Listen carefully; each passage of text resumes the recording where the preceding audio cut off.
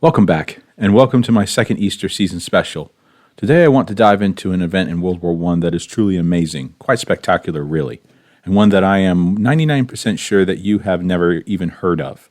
You heard of the Christmas Truce of 1914 on the Western Front, right? Well, how about not one, not two, but three truces that occurred on the Eastern Front from 1915 to 1917 during Easter? No joke.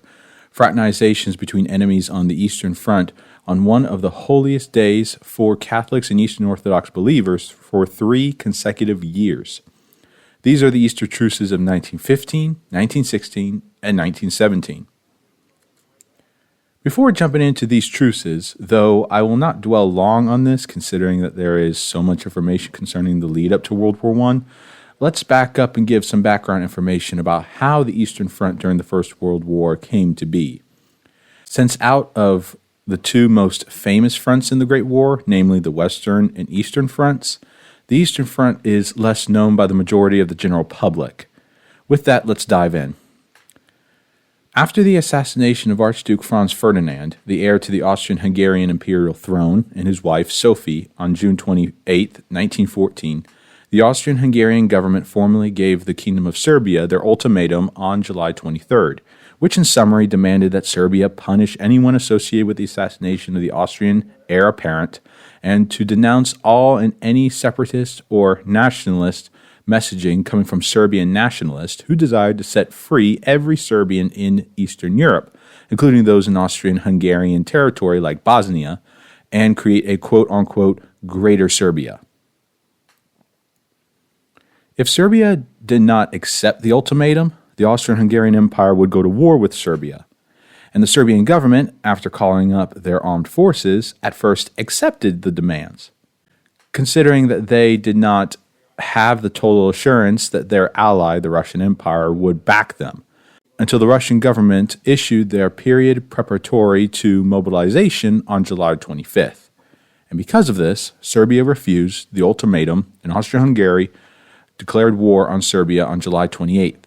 By late January to early August, Russia was at war with Austria-Hungary and Germany in support of their fellow Slavic nation. By late March of 1915, Russia had penetrated deeply into the Carpathian mountain area of the front and achieved victories against the Austrian-Hungarian army in that region, with these victories against the Austrian-Hungarian forces continuing the Russian successes in Austrian-held Galicia during the first 6 months of the war. The Russians also, by late March 1915, pushed back the German forces out of Russia on the northern regions of the front after the costly victory the Germans gained in the aftermath of the Second Battle of Masurian Lakes in February 1915. This is not to say that the Russians did not suffer defeats. On the contrary, they endured a substantial defeat at Tannenberg Forest in late August 1914 by the hands of the German army, and by the end of 1914, the Germans occupied a lot of Russian Poland. However, even with these past defeats, the very early stages of the spring of 1915 did not look unpromising for the Russian army, even against the Germans. During this time, going back to spring of 1915, Easter came to the Eastern Front. According to Peter Applebaum, in 1915, orders from superior officers in the Austrian-Hungarian army allowed their soldiers, whether Catholic, Protestant, or Jewish, to fraternize with civilians near the front during the Easter festivities. But the festivities would be shared with their enemy as well. Even though not all soldiers along the Eastern Front partook in the Easter Truce in 1915, for example, soldiers from the Carpathian section continued fighting during Easter, truces still occurred on Easter in 1915. For instance, along the Nida River in Poland, Austrian-Hungarian army officer Wincenty Solik outstandingly wrote that on Easter Sunday, quote, "The Muscovites, the Russians, are standing on the bank of the Nida. Look." Not really understanding what this meant, we went out and saw that there, on the far bank of the Nida, the Muscovites were standing in a line with our boys facing them on the other side, unarmed. The two groups were talking to each other, and we could hear them from where we were standing. Baffled by this extraordinary phenomenon, soldiers began to run out from the Russian trenches and from ours and head across the sunlit no man's land and water meadows to the riverbank. Along the entire battle line, not a single shot from a machine gun or cannon was to be heard. A festive mood had descended. It was Easter. Close quote. Historian Graydon Tunstall affirms this fraternization on Easter Sunday by stating that along the Austrian-Hungarian Fourth Army front, which was situated not far from the Polish town of Gorlitz, quote, unarmed Russian soldiers climbed out of their trenches to present gifts to their opponents, close quote, with the Austrian-Hungarian troops in the Fourth Army accepting this generosity and joined in the truce. German soldiers also fraternized with Russian troops on Easter in 1915. Such an example comes from German soldier Sergeant Beckman, who wrote to his pastor that on Holy Saturday night, quote, it seemed as though the Russians were holding a singing festival, for those fellows sang with such gutso, it was a sheer delight, though every now and then shots rang out in between. Close quote. Then, Sergeant Beckman told his pastor in the same letter, quote, this year, the Russians are celebrating Easter on the same day as us. The Russians have become very friendly toward us. Just yesterday, for instance, they sent us Easter cakes and Easter eggs over to our field outpost. Then 3 of our riflemen went across to them with a small package of cigars, cigarettes, and cognac, and were received by 3 Russians. They exchanged cigarettes and chatted for a long time about the war situation and so forth. They told us we should come back again and bring Wodki along, as they would be happy to pay. Close quote. Another German soldier, Willy Gullen, stationed near the Polish city of Lutz, related similar extraordinary events on Easter in 1915 in a letter he wrote on April 6. Quote, you will probably find the following account quite incredible. I myself would never have believed that something like this was possible if I had not taken part in it myself. On Easter Sunday, we arrived at this position near Lutz. Those whom we were to relieve told us that the Russians had been over and asked that there should be no shooting at Easter. The wish had also been fulfilled. Now the Russians came over to us, right up to the barbed wire barrier. We had to go up and meet them so that they would not come right down to our trench. It worked, of course, not. You can imagine how the Russians behaved quite like children. They brought bread, butter, ham, sugar, and tobacco to exchange with us. We had long pipes in our mouths, and when they saw them, they were so excited that they all wanted one. One of our officers took a photograph of the group. There were Germans, Austrians, and Russians standing among each other. Close quote. Even the far northern section of the Eastern Front in the Courland region of modern-day Latvia, German soldier Hans Scheller recalled in his memoir how one of the most memorable times while serving on the Eastern Front was Easter 1915, when, quote, on this day one exchanges brotherly kisses and forgives all enemies. The evening before, a member of the parliament had begged for a 24-hour reprieve of all fighting, and this was granted. As soon as the sun rose, we all ran off with our binoculars to see what the Russians had in store for themselves. We saw all their trenches were bedecked with greenery, and all the men were wearing fur caps made of bear pelts. They stood there and waved in our direction with white cloths. Eventually, they became even more trusting. In very small groups, they came almost directly in front of our line, brought us vodka, and wanted to have cigarettes in exchange, for it must have been hard to get them. We gave them cigarettes, whether or not they had liquor, and they retreated very satisfied. Close quote.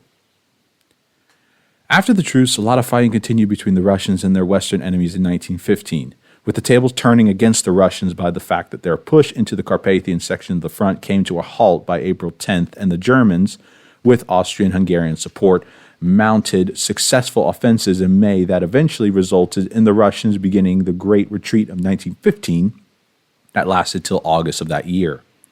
The Germans and Austrian-Hungarians executed other offenses in August and September along the Eastern Front, with the Germans achieving victories but not knockout blows to Russia, and their Austrian imperial counterparts failing to accomplish their goals in their sector against the Russians.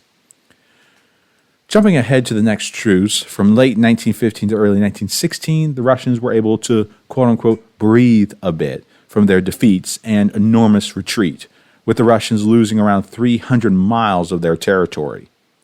Nevertheless, the Russians were still a fighting force worth reckoning with, and the year 1916 demonstrated that the Russians would show their enemies this to be true, For in early June 1916, the Russians began a massive offensive, today called the Brusilov Offensive, which was a breakthrough but was simultaneously, as historian David Stone argues, quote, a mixed blessing for Russia, close quote, causing Russia to inflict enormous casualties upon the Austrian army, but receiving their own massive amount of casualties as well.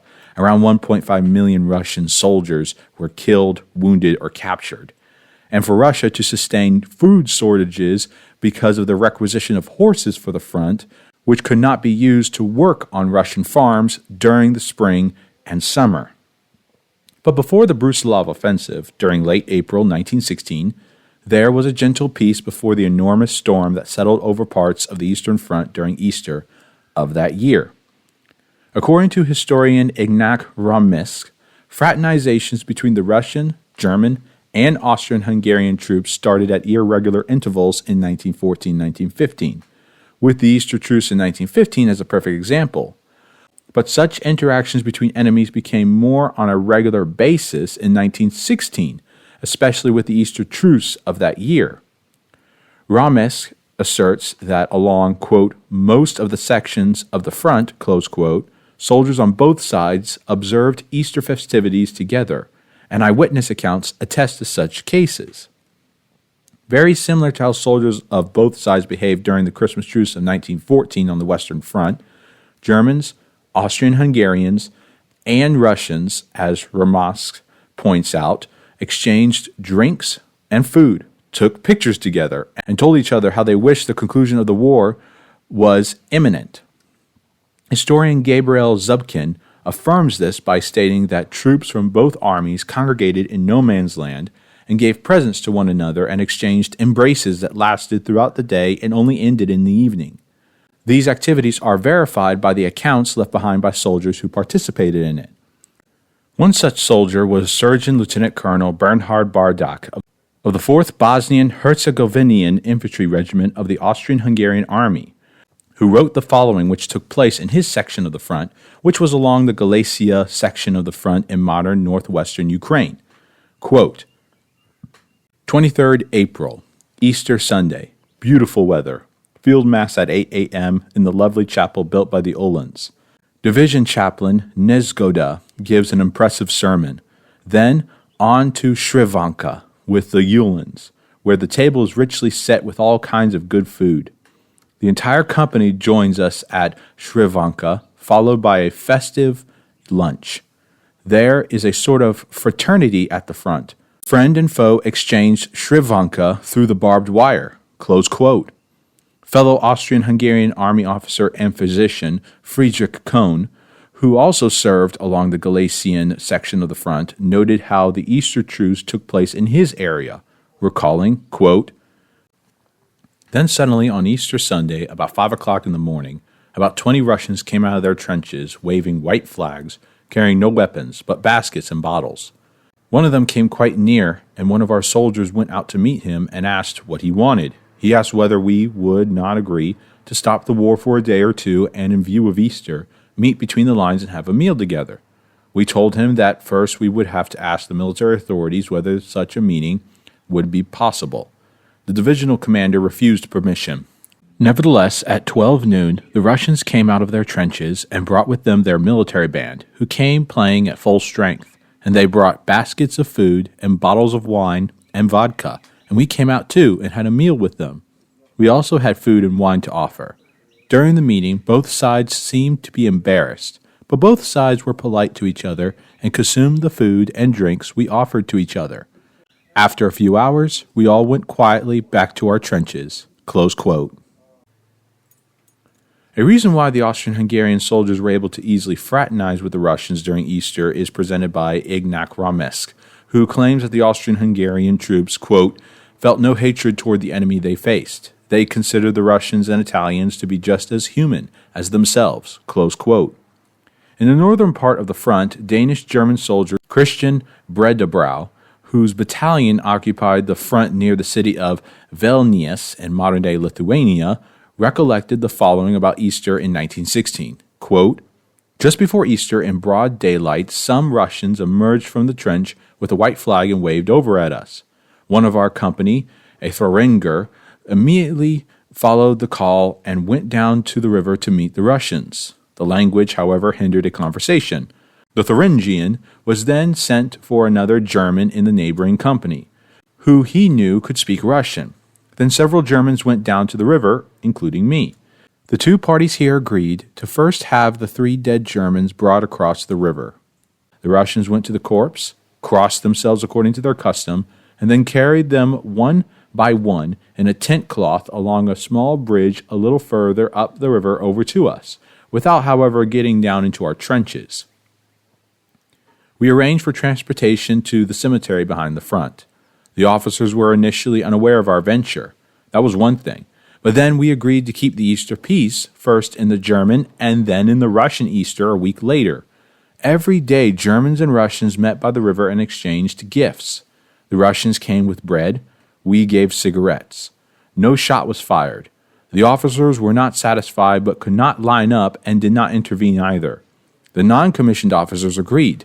The conclusion of the peace was repeated from both sides. The peace lasted 4 to 5 weeks. Close quote. German soldiers from Germany itself also participated in the truce. For instance, Oskar Grillich wrote in a letter to his family back home in Brussels, Germany, on April 24, 1916, Easter Monday, about his Easter experience on the front near Zrevjunki in Volhynia. Even though Grillich's experience was not as grand as those soldiers mentioned earlier, he still recounted how there was a truce along his stretch of the trenches, writing, quote, "On Easter Eve, they called out, 'Germanski, shoot nichts, tomorrow peace.' And this time, Germanski was not damn, and shoot nichts." The Russian was grateful to him, and ever since early yesterday, they have treated us to a most beautiful concert. An accordion and mandolin don't sound at all bad, and the vast forest in which the Russian trenches are situated resounds unceasingly with a magnificent inahue as beautiful as anyone could hear at Easter over in Echelberg. In the evening, the male choir strikes up, and solemn chants, no doubt Easter hymns, ring out into the night in 3 parts and sung by very good voices. Our men, not to be outdone, showed what they were capable of too, and gave some of their most solemn and moving songs, such as, "This is the day of the Lord, it is Sunday, and alas, that we must part." Close quote. However, there were some superior officers within the Austrian-Hungarian command who viewed these Easter fraternizations in 1916 as repulsive. For instance, Surgeon Bardak wrote that their, quote, "authorities immediately forbid this in the strictest possible terms, taking prisoner 112 Russians and 1 cadet who have come up to our barbed wire barricade. This infuriates the Russians, who open heavy artillery fire on our positions, to which we respond promptly. Calm arrives after a while." Close quote.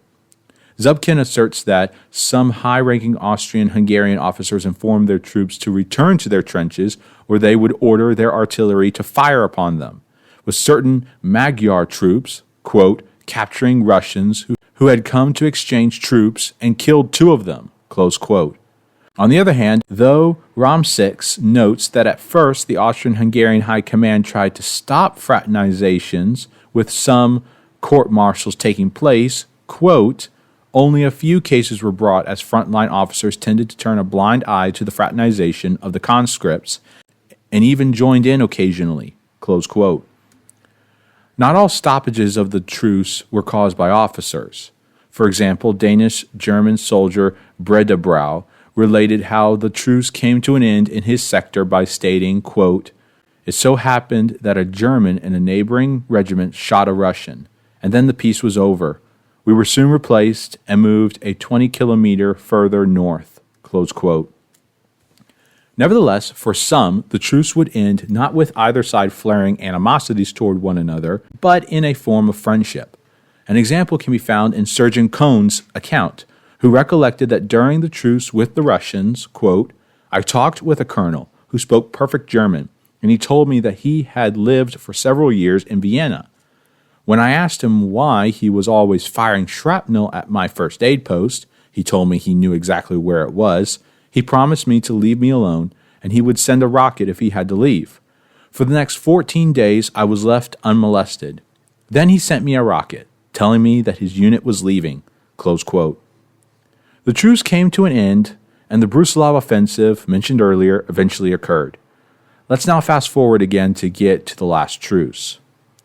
During the winter of 1916 and 1917, which saw a lull in the fighting, the Russians found transporting supplies difficult, and the Russians' new front, the Romanian front, caused a strain on the Russian military that ensnared them to not effectively mount offensives on the Eastern Front, which made the hopes of using the Romanian front as a way to achieve victory against Germany and Austria-Hungary nil and void. In addition, the Russian home front faced a crisis economically, socially, and politically, which would end with Imperial Russia coming to a close with the February Revolution of 1917, which took place in March on the Gregorian calendar. However, Russia stayed in the war, and the lull on the Eastern Front broke with the Germans and Austrian-Hungarians mounting at minimum 5 local assaults on the Russian entrenchments from March 26 to April 3, 1917, which achieved mixed successes and were designed to off-balance the Russian army. Soon after this, another Easter Truce occurred on the Eastern Front. Zubkin asserts that, quote, acts of fraternization along the Eastern Front intensified around Easter 1917. One such instance involving German, Austro-Hungarian, and Russian soldiers was actually organized by the Germans themselves, close quote. Historian Holger Herweg concurs by contending that during the confusion in the Russian government after the February Revolution, the Russian army began to fall apart, since its troops rejected the orders given to them in March, and then on April 15th, quote, tens of thousands of Russians left their trenches to join Austrians and Germans in Easter celebrations, close quote. There seemed to have been a method to the German and Austrian-Hungarian commanders, allowing their troops to celebrate Easter with the Russians, though. Historian Manfred Rauschensteiner argues that during the days leading up to Easter, Russian troops during this time crossed into no man's land to try to start parleys with their adversaries, and related to their enemy that they would get rid of their officers and establish soldiers' councils, that they did not mind their current government but wanted to end the war, and that they, the Germans and Austrian-Hungarians that is, should, quote, also abandon the fight and begin a revolution themselves. In this way, the war would be ended very quickly, close quote. Rauschensteiner further argues that the Austrian-Hungarian superior officers, in reaction to this, ordered their troops on April 6 to not fraternize with Russian troops, which particularly included the Easter season, but they simultaneously ordered on April 13th a halt to frontline action in order, quote, to give the Russians the opportunity to revolutionize their own front, close quote. Even though Rauschensteiner does not make this direct connection, he seems implicitly to assert that this attitude toward fraternization changed to a certain extent when the Eastern Front High Command, both German and Austrian-Hungarian, decided that they could use truces as a means to further disrupt the Russian army through utilization of propaganda, while striving, quote, to isolate their own troops as far as possible in order that they were not infected by the spirit of the revolution, close quote. When the High Command observed that they were uncertain about some of their troops' attitude towards revolution, they took, quote, all precautions to prevent fraternization, close quote. Nevertheless, despite efforts from the German and Austrian-Hungarian High Command, Rauschensteiner affirms that on April 15th, quote, there was widespread fraternization along the front, close quote, which was Easter Sunday for Russian Orthodox believers, with it being to such an extent that Austrian General Hermann Kovetz of the 7th Army testified that along his section of the front, quote, the Russians emerged in groups along the entire lines. They came with their officers, called across to us, and waved white flags, close quote. During this truce, Rauschensteiner claims that the Germans and Austrians passed out to the Russian soldiers, quote, leaflets and proclamations to read, close quote. Now, Rauschensteiner does not say what kind of reading material the Germans and Austrians passed to their adversaries, but it could have been the propaganda that their superior officers desired to spread to the Russians to encourage disruption in their ranks. However, like the Easter Truce of 1916, there were superior officers who wanted to curtail the Easter fraternizations. For instance, General Kovis noted how after Russian troops began to cross no man's land toward their lines, quote, the Russian artillery then shot at its own people, close quote. Rothensteiner also argues that German and Austrian-Hungarian officers went over to the Russians in order to tell them to return to their trenches. Eventually, the Easter Truce of 1917 came to an end, and the war ended on the Eastern Front on March 3, 1918, after the Austrian, Hungarians, and Germans achieved great military victories during the summer and autumn of 1917, and after the Communist Revolution in Russia in November of that year. Though I presented a sort of summarized retelling of World War I on the Eastern Front, I believe it was necessary in order to place the Easter Truces in their proper context, especially since it is a front in the Great War that is not well known to us in the Western world. The Easter Truces on the Eastern Front in World War I truly demonstrate how in 3 consecutive years the tranquility and compassion shown on the Western Front during the Christmas Truce of 1914 was shared between the troops of Germany, Austria-Hungary, and Russia. Medical officer Friedrich Kohn put it well in his conclusion about his experience in the Easter Truce of 1916. Quote, I have seen demonstrated in front of my own eyes that suddenly people who are trying to kill each other and will try to kill again when the day is over are still able to sit together and talk to each other. Close quote. The Easter Truces of World War I also illustrate how the troops on the Eastern Front experienced the peace of Christ in the holiest season when peace should fill the hearts of all men, because Christ is risen. He is risen indeed. Thanks for watching.